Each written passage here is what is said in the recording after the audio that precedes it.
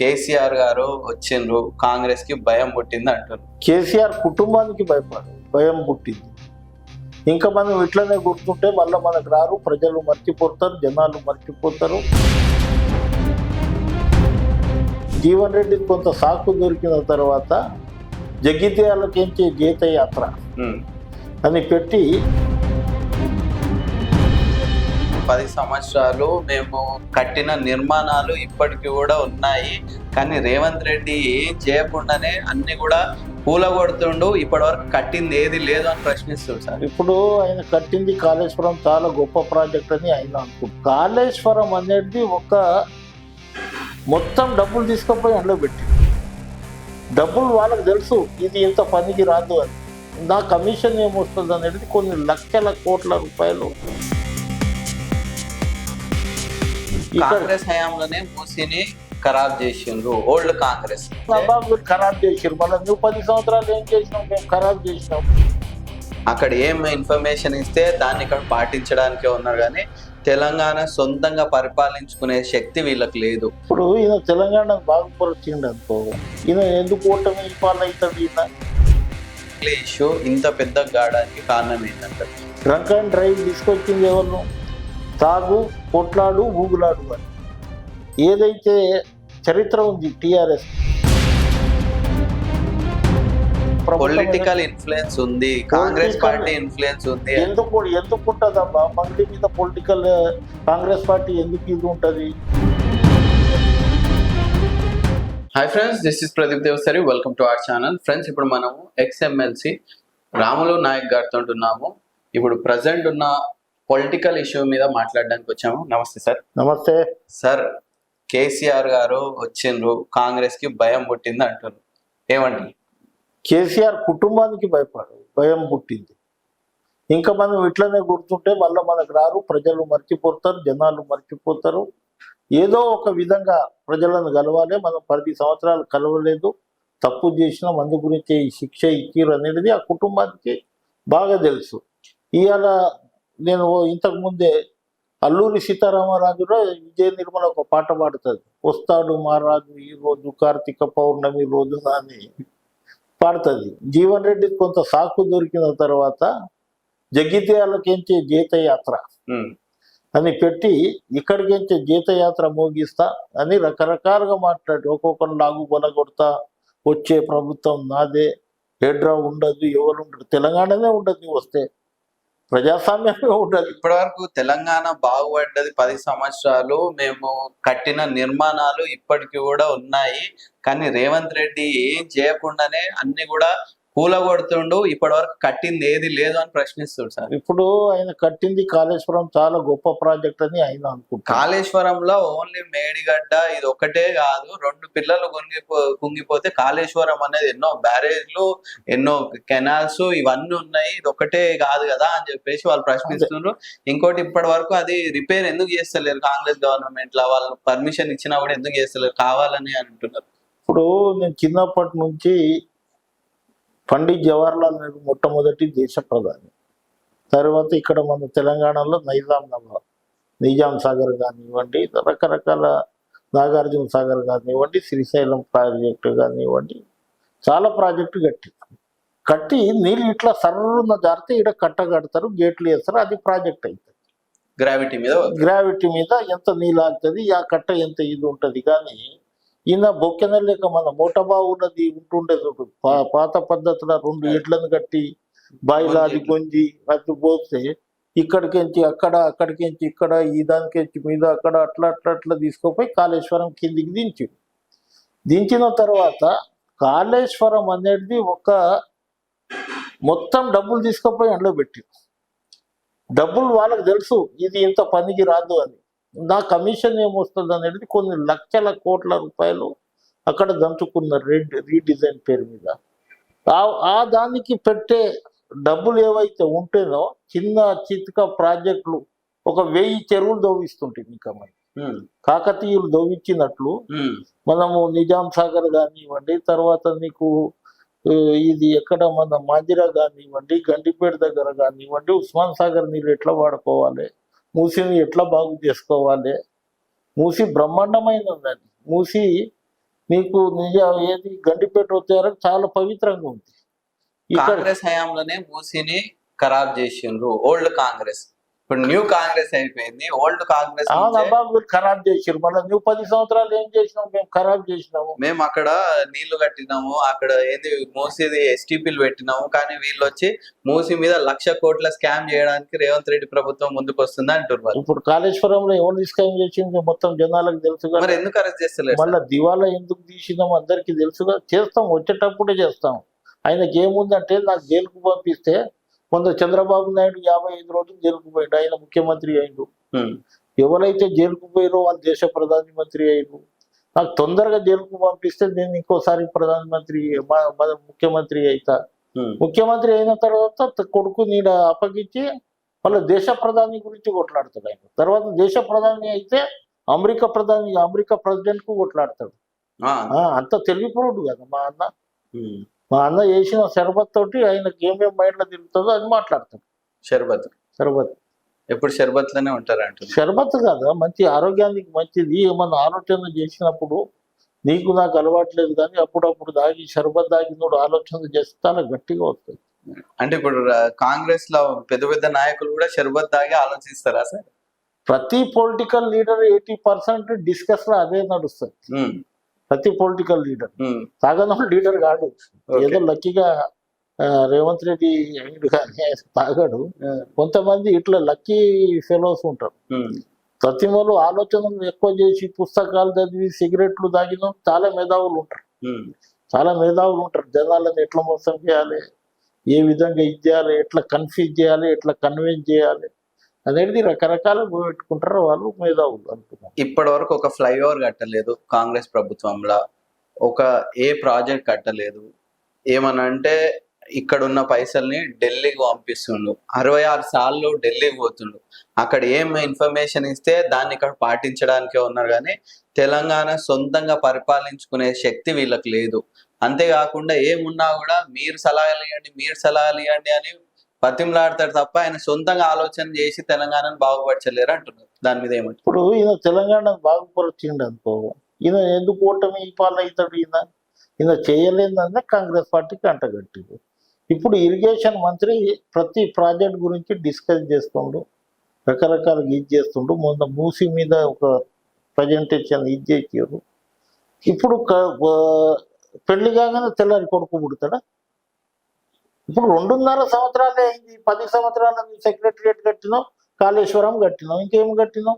కొండపోచమ్మ అవి అక్కడక్కడ ఇది చేసి జబర్దస్తిగా జనాలను ఇది చేసి నీ చేనులో నీళ్ళు వాటర్ వచ్చేటట్లు చేసుకున్నావు. ఇవల్ల నీకు ఏముందంటే ఇప్పుడు ఒకటే శ్రీశైల బాగుపడాలి, సిద్దిపేట బాగుపడాలి, గజ్వేల్ బాగుపడాలి. ఈ మూడేనా తెలంగాణలో? వేరే జిల్లాలు లేవా? 33 జిల్లాలు నీవే చేస్తున్నావు కదా. నారాయణఖేడ్ సైడ్ ఇప్పుడు గిట్ట మొత్తం తొండలు తిరుగుతున్నాయి మాకు. ఈ విధంగా నీ ఒకదానికి చేసి కాళేశ్వరం నేను కట్టిన, సెక్రటరియట్ నేను కట్టిన. సెక్రటరియట్ డీ బ్లాక్ బ్రహ్మాండంగా ఉండే, చంద్రబాబు కట్టింది. ఇంకో 100 సంవత్సరాలు ఉంటుండే. ఇది ఎవరు కట్టాను డాష్ సెక్రటరియట్ ఎవరు కట్టాను అంటే కేసీఆర్ అని చెప్తారు.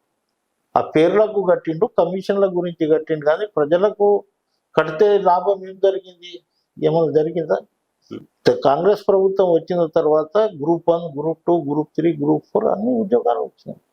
కాంగ్రెస్ ప్రభుత్వం హయాంలో వచ్చిన ఉద్యోగాలు వాళ్ళ నోటిఫికేషన్ తరఫు నుంచి వచ్చింది 7,000 మాత్రమే.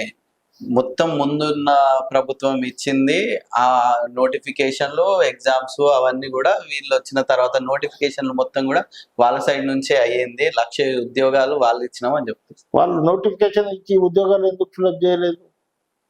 నోటిఫికేషన్ నేను గిట్టే ఇస్తా. ఇప్పుడు ఎలక్షన్ కమిషన్ ఒక ఈ ఫలాని రోజు ఎలక్షన్ ఉంది, ఈ రోజు విడ్రాల్ ఉంది, ఈ రోజు నామినేషన్ వేయాలి, ఈ రోజు స్క్రూటినీ అని పెడుతుంది. మళ్ళీ ఎందుకు చేయలేదు మీరు? కోడ్ పడ్డది మీకు చేత కాకుండా మీరు పేపర్లు లీక్ చేసుకుంటా కోర్టుకు మీరే పంపించుకుంటా ఇట్లా చేశారు. మాకు చిత్తశుద్ధి ఉంది. గవర్నమెంట్ వచ్చిన తర్వాత 70,000 ఉద్యోగాలు ఇచ్చినాం. ఇవాళ గ్రూప్ 1, గ్రూప్ 2, గ్రూప్ 3, గ్రూప్ 4 అన్నీ ఇస్తున్నాం. ఇంకా కానిస్టేబుల్ ఉద్యోగాలు ఇస్తున్నాం. నువ్వు ఎక్కడ ఇచ్చినావు 10 సంవత్సరాల? తెలంగాణ ఏదో కాళేశ్వరం గురించి కట్టినాం, లేకుంటే సెక్రటరియట్ వస్తే సాలని ఇది చేసినామా? 1,200 మంది ఎందుకు చనిపోయారు? సెక్రటరియట్ కట్టు, కాళేశ్వరం కట్టు, మా పొలాలకు నీళ్ళు రావాలి, మా మా పాడుబడ్డ భూములకు నీళ్లు రావాలి, సస్యశ్యామలంగా ఉండాలి. తర్వాత మా పిల్లలకు ఉద్యోగాలు రావాలి, మాకు ఆర్థికంగా మేము బాగుపడాలనే ఉద్దేశంతో ఇది చేసినాం. బంగారు తెలంగాణ అన్నాం, బేకారు తెలంగాణ చేసినాం అందరికీ. నీ కుటుంబం బంగారు తెలంగాణ అయింది. నాటువంటి ఉద్యమకారులు అంతా బేకారుగా తిరుగుతుంది. అందు గురించి మా కలకల ఉసురు జరిగే ఇట్లా అయింది అంటుంది. హైడ్రా రాగానే దాన్ని తీసి పడేస్తా, బోడగుండి వేసేస్తా అనే విధంగా మాట్లాడారు. హైడ్రా ఓన్లీ పేదల మీద ప్రతాపం చూపిస్తుంది. అజరుద్దీన్ ఓవైసీ వాళ్ళ ఫాతిమా కాలేజ్ మీద చూపిస్తలేదు, వేరే దగ్గర చూపిస్తలేరు, కాంగ్రెస్ నాయకుల దగ్గర చూపిస్తలేరు. ఓన్లీ పేదల ఇల్లును కూలగొట్టడానికి. ఇప్పుడు మొన్న జరిగిన కూల్చేసిన ఇల్లుని కూలగొట్టకుండా హాస్పిటల్నో లేకపోతే ఏదో ఒకటి ప్రభుత్వం సీజ్ చేసుకొని ఏదో ఒక ఉపయోగం చేయవచ్చు కదా, ఎందుకు దాన్ని కూలగొట్టినాడు? హైడ్రా అనేది మేము చెరువులు చూస్తున్నాం. ఇప్పుడు మా దగ్గర బోడబండ అవతల ఒక చెరువు బ్రహ్మాండంగా, ఎక్కడైతే సిక్కం భూములు ఉన్నాయో అక్కడే ఇచ్చేస్తారు, ఎక్కడైతే ప్రభుత్వ భూములు ఉన్నాయో దాన్ని కాపాడుతున్నారు తప్ప ఇంకా ఎక్కడ కూలగొట్టరు. మొన్న అమీన్పూర్లో ఒక 2 ఏది ఒకటి ఫామ్ హౌస్, ఇంకోటి ఏదో 2-3 కాంప్లెక్స్ ఇది అయింది. ఇప్పుడు అంత పెద్ద కాంప్లెక్స్ ని కూలగొట్టడం కన్నా దాన్ని ప్రభుత్వం ఉపయోగించుకోవచ్చు కదా అంటున్నారు. ఇప్పుడు గవర్నమెంట్ లో 2 పాలసీస్ ఉంటాయి. ఏం చేయాలనేది గవర్నమెంట్ డిసిషన్ తీసుకుంటారు.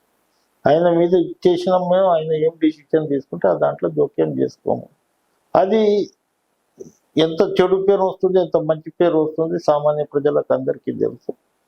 మీరు చెప్పండి సార్, చెడ్డ పేరు వస్తుందా మంచి పేరు వస్తుందా? నేను ఏమన్నాను, నేను చెప్తే నువ్వు అనుకుంటావు కాంగ్రెస్ తరఫున ఉన్నాడు ఇట్లా అనుకుంటున్నావు. నీకు జనరల్ సామాన్య ప్రజలకు పోయాడు, ఈ చెరువు ఈ సికం చెరువు ఇట్లా ఉండే, ఇక్కడ ఇట్లా ఉండే, ఇవాళ ఈ విధంగా ఉండే అనేది మీరు పోయి ప్రజల దగ్గర పోతే మీకే తెలుస్తుంది. మంచిగా లేదనుకో అది కూల్చేయి, నువ్వు రాగానే ఆయన గిట్ట షూట్ చేసేయి. ఎవరికి ఇప్పుడు మంచిగా ఉంది అని మీరు అంటున్నారు కదా సార్? మంచిగా ఉందని నేను అంటలేను, అదే కదా మంచిగా ఉందా లేదా ప్రజలకు అడుగు అంటుందా. ఓకే, హైడ్రాకి కోర్టు ఎన్నోసార్లు మొట్టికాయలు వేసింది, నోటీసులు పంపించింది. ఇప్పుడు మాకు తెలియకుండా కూల కొట్టొద్దు అనే విధంగా ఎందుకు తీసుకోవతారు సార్? అన్ని పర్ఫెక్ట్ గా ఉంటాయి. ఇప్పుడు మార్నింగ్ 6 గంటలకు వచ్చి ఒక ఆయనని ఇంట్లోకి వెళ్ళి పంపించేయడము కరెక్ట్ అంటారా? సామాజికంగా ఒక ఇల్లు దొరకాలంటే ఎంత కష్టం ఉంటుంది? చాలా కష్టం. నేను ఏమంటున్నా అంటే కాంగ్రెస్ పార్టీ కాదు, ఈయన 10 సంవత్సరాలు ఈయన ప్రభుత్వం ఉన్నప్పుడు హైకోర్టు మొట్టికాయలు వేస్తూ ఉంటుంది ఎవరికంటే వాళ్ళకి. 10 సంవత్సరాలు ఈయన పట్టించుకుంటా కంటెంప్ట్ ఆఫ్ కోర్టులో ఈయన ఎన్నిక కేసులు ఈయన ఇది చేసిన కోర్టులో అట్లనే చెప్తూ ఉంటాయా, మీ పని మీరు చేయండి, నేను చెప్తున్నా కదా ముఖ్యమంత్రిగా అనేది ఎవరిని నడవనీయకుండా చేసిండు. అట్లా ఆ విధంగా కొంత ఇది ఉంటుంది. కానీ నేను ఇది మంచిది ఇది చెడు అది అని చెప్తాను. ఒక్కొక్కరు లాగు పొల కొడితే నేను చచ్చిపోవడానికి ఆయన రేవంత్ రెడ్డి ఇండైరెక్ట్ గా రేవంత్ రెడ్డిని విమర్శించాడు. ఇది రేవంత్ రెడ్డి పేరు అయితే తీసుకోడు కేసీఆర్, కానీ రేవంత్ రెడ్డి మాత్రం ప్రతిసారి కేసీఆర్ పేరు తీసుకోకుండా ఉండలేడు. ఈయన రేవంత్ రెడ్డి సార్ ఏమో ఉన్నది ఉన్నట్టు మా ముఖం ముంగట చెప్తాడు, ముఖం ముంగట చెప్తాడు. ఈయన లోపట్టు పెట్టుకుంటాడు కానీ పేరు తీయడు. ఎందుకు తీయడు అంటే రేవంత్ రెడ్డి పేరు తీస్తే రేవంత్ రెడ్డి ఫేమస్ అవుతాడని ఆయనకు తెలుసు. అందు గురించే నన్ను ఎవరో చావడానికి మొక్కుంటున్నారు, వాళ్ళ సంగతి గిట్ట నేను చూస్తా, వాళ్ళ లాగులు పలగొడతా రకరకాలుగా చెప్పిండు. చెప్పినంత మాత్రం ఆయన పేరు తీయకపోయిన మాత్రం రేవంత్ రెడ్డిని గుర్తుపట్టడం లేడు. ఇక్కడికెళ్ళి ఢిల్లీ వరకు గుర్తుపడతారు, ఆయన గిట్ట గుర్తుపడుతుంది. గుర్తుపట్టి నువ్వు పేరు తీసినా తీయకపోయినా ఏం కాదు, ఆయన ఓపెన్ గా మాట్లాడుతున్నాడు. నువ్వు ఓపెన్ గా మాట్లాడు, నీ సంగతి చూస్తా, హెడ్రో సంగతి చూస్తా అన్నావు కదా. రేవంత్ రెడ్డి నేను రాదు, నీ కాలు చేతులు 2 ఇరగొట్టి ఏళ్ళాడిస్తా అని చెప్పి రాదు నువ్వు. సార్, రేవంత్ రెడ్డి గవర్నమెంట్ లో పోలీసులో సుబ్బు గారిని డ్రంక్ అండ్ డ్రైవ్ టెస్ట్ చేసిండు. ఎవరన్నా కూడా పోలీస్ స్టేషన్కి వస్తే డ్రంక్ అండ్ డ్రైవ్ టెస్ట్ చేస్తారా? ఇంకోటి మంగ్లీ ఇష్యూ ఇంత పెద్ద కావడానికి కారణం ఏంటంటారు? మీతో మంగ్లీ గారు టచ్ లో ఉంటారు. డ్రంక్ అండ్ డ్రైవింగ్ కేసు తీసుకొచ్చింది ఎవరు? డ్రంక్ అండ్ డ్రైవ్ తీసుకొచ్చింది ఎవరు? తాగు, కొట్లాడు, ఊగులాడు అని ఏదైతే చరిత్ర ఉంది టీఆర్ఎస్. కరోనా వచ్చినప్పుడు 7 గంటలకు వైన్ షాపులు ఓపెన్ చేశారు. 7 గంటల నుంచి 8 గంటల వరకు తాగు, 8 నుంచి 9 వరకు ఊగులాడు, 9 నుంచి 10 గంటల వరకు కొట్లాడు. ఇది చేసిండు. అప్పుడు చేసిన తర్వాత ఇప్పుడు డ్రంక్ అండ్ డ్రైవ్ ఒక సిఏ ఒక అడ్వకేట్ని ఇట్లా చేస్తారా అనేది ఆయన చెప్పింది. చెప్పినంత మాత్రాన ఇప్పుడు ఎవరైతే ఆయన మీద ఏదైతే ప్రయోగం చేసిరో ఆ సిఐకి పనిష్మెంట్ అయింది కదా. ప్రభుత్వము ఎవరితో పక్షాన లేదు. ఏదైతే లీగల్ గా ఇది ఉందో అది చేస్తుండ్రు. వాళ్ళు చేసింది పోలీసు వాళ్ళు తప్పే, అది ఉండవచ్చు కాక. నేను డ్రంక్ అండ్ డ్రైవ్ ఉన్నప్పుడు ఆయన పోలీసు వాళ్ళు మీరు తాగి ఉన్నారు సార్, మీరు వెళ్ళిపోండి మంచిగా ఉంటుంది అంటే అది ఒకటి ఇది ఉంటుండే. పోలీస్ స్టేషన్ కి వచ్చిన తర్వాత టెస్ట్ చేయడం ఏంది? బండి నడిపేయలేదు, నాకు ఏం ప్రాబ్లం లేదు, అట్లా చెక్ చేసి అట్లా అంటే రేపు కోర్టులో కూడా మీరు డ్రంకింగ్ టెస్ట్ చేసుకొని వస్తారా అని చెప్పేసి. అందు గురించి నేను ఏమంటున్నా అంటే కొంత అతి ఉత్సాహంగా ఆ సిఐ చేసిండు, కానీ పొలిటికల్ ఇన్ఫ్లుయెన్స్ ఉంది, కాంగ్రెస్ పార్టీ ఇన్ఫ్లుయెన్స్ ఉంది. ఎందుకు ఉంటదమ్మా మంగ్లీ మీద పొలిటికల్?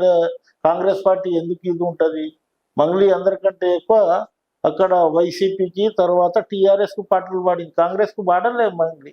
అయినా మా బిడ్డ అనేది కాంగ్రెస్ పార్టీకి నుంచి ఎవరైనా ఇన్వాల్వ్ అయినా ఇప్పుడు వరకు నేను గిట్ట అయిందన్నా. ఎక్కడైతే ఇది ఉంటుందో నీతి నిజాయితీ ఉంటుందో వాళ్ళే తెలుసుకోవాలి అని చెప్తున్నాను. మీకు మంగ్లీ గారు ఫోన్ చేసి ఏం మాట్లాడారు సార్? మంగ్లీ గారు నాకు ఇప్పటి నుంచే కాదు 5 సంవత్సరాల నుంచి మాట్లాడుతూనే ఉంటది. నా మీద ఇట్లా ఆరోపణలు వచ్చింది, నాకేం సంబంధం లేదు అని చెప్పింది. నేను అన్నా మన తాండలలో న్యాయ కార్యభారి ఉంటది, ఒక వ్యవస్థ ఉంటది, హైకోర్టులో గిట్ట అటువంటి డిసిషన్ ఇయ్యరు. నీ మీద ఆరోపణలు వస్తే నువ్వు అందరిని తీసుకొచ్చి అక్కడ కూర్చోబెట్టి ఆ మధుని గిట్ట పిలిచి, అరే నా పేరు మీద ఉసులు చేసినావని నాకు గిట్ట వస్తుంది, నీకు ఉసులు చేయమని అంటారు అంటే అడిగిట్ట అంటాడు కదా, నీ ఉసులు చేయమన్నావు లేకుంటే నీ దగ్గర ఇది చేసినా అని అంటాడు కదా. ఆడు ఒక దిక్కు, నీవు ఒక దిక్కు, మీడియాలో ఒక కథ రావడం ఇది ఎవరికి మంచిది కాదు. ఇప్పుడు అంత డబ్బులు 200 కోట్ల వరకు ఉంది అని చెప్పేసి అంత 2-3 సంవత్సరాల నుంచి అయ్యి ఉంటుంది సార్, ఇప్పటికిప్పుడు అయ్యింది కాదు. ఇన్ని సంవత్సరాల నుంచి ప్రతి దగ్గర కూడా వాళ్ళ ఫంక్షన్స్ లో కానీ అక్కడ కానీ ఆమె వెంబడినే తిరిగే వాళ్ళు, ఆమె ప్రమేయం లేకుండా అయితే ఉండదు అని చెప్పేసి ఆరోపణలు వస్తున్నాయి. ఇప్పుడు వాళ్ళది తింటే వాళ్ళది కరెక్ట్ అనిపిస్తుంది, ఈమె తింటే ఈమె కరెక్ట్ అనిపిస్తుంది. వసూలు చేసిన వాళ్ళు ఎవరు, ఇచ్చిన వాళ్ళు ఎవరు, అంత ముంగట్టుకు వస్తే అది సమస్య పరిష్కారం అవుతుంది. కానీ ఇప్పుడు మనం ఏది వాళ్ళతోటి మాట్లాడకుండా మనం ఒక డిసిషన్కి రావడం అది కరెక్ట్ కాదు. ఇప్పుడు మంగ్లీ గారు విషయం మీకు ఎప్పటి నుంచో తెలుసు, ఆమె మీతో పరిచయం ఎట్లుంది, ఆమె ఏ విధంగా చేస్తుంది అనేది? ఆమె కింది స్థాయికి నుంచి వచ్చిందబ్బా. ఇప్పుడు ఎట్లా ఉంటుందంటే సినిమా ఇండస్ట్రీస్ లా ఎంత మంది పైకి పోతే అంత కొంత హిర్ష ఉంటుంది అక్కడక్కడ. ఆ హిర్ష గిట్ట ఉపయోగిస్తుండొచ్చు, కానీ ఆమె తీసుకుండవచ్చు, తీసుకోకపోవచ్చు. ఆ టీం ఏదైతే ఎవరు ఉన్నారో అందరిని పట్టుకొని ఒకసారి కూర్చుంటే అది తెలిపోతుంది. మీతో ఇన్ని రోజుల నుంచి ట్రావెల్ అయింది సార్, ఆమె బిహేవియర్ ఎట్లుంటుంది సార్? మీరు మీతో నేను ఇగో ఈ డబ్బుల విషయంలో కానీ ఇక్కడ వచ్చిన వాళ్ళు ఎమ్మెల్యే కోటర్స్లో ఏడుచుకుంటూ వస్తారు, నవ్వుకుంటూ పోతాడు. నేను గిట్ట చెప్తాను మన వాళ్ళకి చాలా ఈజీగా ఉంటుంది. నేను అన్న కదా ఇంతకుముందే మీ ఇంకో ఛానల్లో జ్వరం వస్తే డాక్టర్ దగ్గర పోతాను. ఇంక నేను దగ్గరనే కదా, నా దగ్గరకు వచ్చాడు ఉంటుంది, ఇంత రచ్చరు కాకపోతుంటే కదా నేను అందరినీ పిలిచి మాట్లాడేట్టున్నాను కదా. మరి ఇప్పుడు ఈ బాధితుల పక్షాన ఏం మాట్లాడతారు సార్? బాధితులు నా దగ్గరకు వచ్చి జరిగింది కరెక్ట్గా చెప్తే మంగళి అటువంటి వాళ్ళని గిట్ట పిలుస్తా. మళ్ళా నేను ఒక్కనే పెద్ద కాదు కదా, కులంలో చాలా మంది ఉంటారు. నాయక కార్యభారి వ్యవస్థ ఉంది మా దగ్గర. తాండలో కూర్చునే పంచాయతీలకు కమిటీ ఉంటుంది, వాళ్ళని పిలిచి లీగల్ ఏంది ఇల్లీగల్ ఏంది, లీగల్ని గిట్ట మనం చేతుల్లో తీసుకోలేము కదా, సలహాలు ఇస్తాం, సూచనలు చెప్తాం, ఇచ్చేయండి అంటాం. వాళ్ళ గిట్ట బీదోళ్ళు అంటారు, ఏదో వాళ్ళది గిట్ట ఇచ్చిన వాళ్ళది గిట్ట తప్పు ఉంది. ఇంట్లో కొంత వడ్డీ, అధిక వడ్డీకి ఆశపడి ఎక్కడెక్కడ తీసుకొని అంతకుముందు ఇల్లు అమ్మేసి భూమి పట్టా పాస్బుక్లు తాకట్టు పెట్టి ఇక్కడ 2 రూపాయలకు దొరుకుతుంది కదా, ఇక్కడ 20 రూపాయలు వస్తుందని అంతకుముందు ఒక బాలాజీ అని మిర్యాలు కూడా ఇటువంటి స్కామ్ 3-4 నెలల ముందు అది గిట్ట వచ్చింది. ఇది ఒక బ్యాచ్ అనుకుంటుంది, ఇది ఒక బ్యాచ్. జనాలు ఎందుకు సార్ అతి ఆశకు పోతారు? అందు గురించే ఇటువంటిది అవుతుంది. అతి ఆశకు పోయి ఈ సంవత్సరం నువ్వు నాకు ఒక 1000 రూపాయలు ఇచ్చింది, వచ్చే సంవత్సరం నీకు 2000 ఇస్తా. అప్పుడు భూమి నడిచినప్పుడు నడిచింది ఇది. కానీ ఒకటేసారి భూమి పడగానే ల్యాండ్ది వాల్యూ పడగానే మొత్తం అంతా అయిపోయింది. అట్లా వీళ్ళు 5-6 నెలలు 10 నెలలు ఇస్తారు. వీళ్ళని చూసి అట్రాక్ట్ అవుతారు కొంతమంది. అరే 5 నెలల నుంచి నాకు ఇస్తుండ్రు, నువ్వు గిట్ట పెట్టు, తాకట్టు పెట్టి బంగారం ఇవన్నీ చేసి ఒక 5-6 నెలలు ఇచ్చిన తర్వాత చేతుల్లో పట్టుకుంటారు. మైక్రో ఫైనాన్స్ ఇప్పటి నుంచే కాదు కదా, అది ఒకటి. అప్పుడు టీఆర్ఎస్ గిట్ట మైక్రో ఫైనాన్స్ ఆగడాలు, రైతుల మీద దాడులు అవి అన్నీ ఆపించింది. ఫైనల్ గా ఏం చెప్తారు సార్ జనాలకి? ఏ దాని గురించి జనాలకు ప్రజా పాలన కావాలి, ప్రజాస్వామ్యం ఉండాలి. దొరల గడిల పాలనతో 10 సంవత్సరాలు చూసినాము. వాళ్ళ మాటలను నమ్మకండి. కొంత ఆర్థిక ఇబ్బందులు ఉన్నా ఆయన చేసిన అప్పులు దానికి కొన్ని వేల కోట్ల ఇంట్రెస్ట్ పెడుతున్నాము. అన్నీ ఒక్కొక్కటి ఇదవుతుంది. 2 సంవత్సరాలలో 10 సంవత్సరాలు కాంగ్రెస్ పార్టీ ఆగింది కదా. 10 సంవత్సరాలు ఏం చేయలేదు. 9 సంవత్సరాల తర్వాత స్టార్ట్ చేసింది. ఆయనకు ఆగుమంది ఇంకా 3 సంవత్సరాలు ఉంది కదా. ఇప్పటి నుంచే ఎందుకంత? కొడుకు ఏమో పాదయాత్ర చేస్తా అంటాడు, బిడ్డ ఏమో పార్టీ పెడతా అంటది. ఇంత 10 సంవత్సరాల నుంచి ఎవరు యాద రాను. ఇప్పుడు ఇంత తొందరగా ఎట్లా ఇదవుతారు? ప్రజలు గమనిస్తారు. ప్రజలంతా, తెలంగాణ ప్రజలంతా పిచ్చోళ్ళు కాదు. ఉద్యమంలో పనిచేసారు, నక్సలేట్గా పనిచేసారు, రకరకాలుగా మేధావులు ఉన్నారు, అన్నీ ఉన్నాయి. ఇవాళ తెలంగాణ ఆ కుటుంబంతో రాలేదు కదా. 1200 మంది బలిదానము, కళాకారులు, ఉద్యమకారులు, తర్వాత కార్మికులు, కర్షకులు, NGOs, సింగరేణి, లాస్ట్లో యూనిఫామ్ ఆఫీసర్లు గిట్ట వచ్చారు. ఆ యూనిఫామ్ ఆఫీసర్లు అప్పుడు ఎవరైతే తెలంగాణకు సపోర్ట్ చేసారో ఈయన 10 సంవత్సరాలు వాళ్ళకు లూప్ హోల్స్లో పడేసిండు. కొత్త తీసుకొని కాలం గడిపిండు. ఇది వాళ్ళ కొత్త వాళ్ళని ఉంటారు, వాళ్ళు పాత వాళ్ళని ఉంటారు, కొత్త వాళ్ళని దగ్గర తీస్తారు. పాత వాళ్ళని ఏం సెక్రటరీ, ఏం జనరల్ సెక్రటరీ, అంత పెద్ద మనిషి దగ్గరకు వస్తే జనరల్ సెక్రటరీ ఎంతమంది ఉన్నారు? ఇప్పటికీ 50 మంది ఉండొచ్చు, 30 మంది ఉండొచ్చు. అందులో సెక్రటరీ జనరల్ ఇస్తామన్నారు అంతకుముందు. నేను మోగానే చేసేసాడు పని. దానివల్ల కాంగ్రెస్ పార్టీకి చాలా మైనస్ అనుకోవచ్చు. మేమెందుకు మైనస్ అవుతుంది? కాంగ్రెస్ పార్టీ ఆయనకి ఎమ్మెల్యే చేసింది, కాంగ్రెస్ పార్టీ మంత్రి చేసింది, కాంగ్రెస్ పార్టీ 2-3 సార్లు టికెట్ ఇచ్చింది, కాంగ్రెస్ పార్టీ ఓడిపోయిన తర్వాత ఎమ్మెల్సీ చేసింది. 2 సంవత్సరాలు పదవి లేకపోతే అంత తొందరపడి అవసరం? 40 సంవత్సరాల కాంగ్రెస్ పార్టీ చరిత్ర మీరు తొందరపడ్డారేమో అనుకుంటున్నారు. Okay, thank you.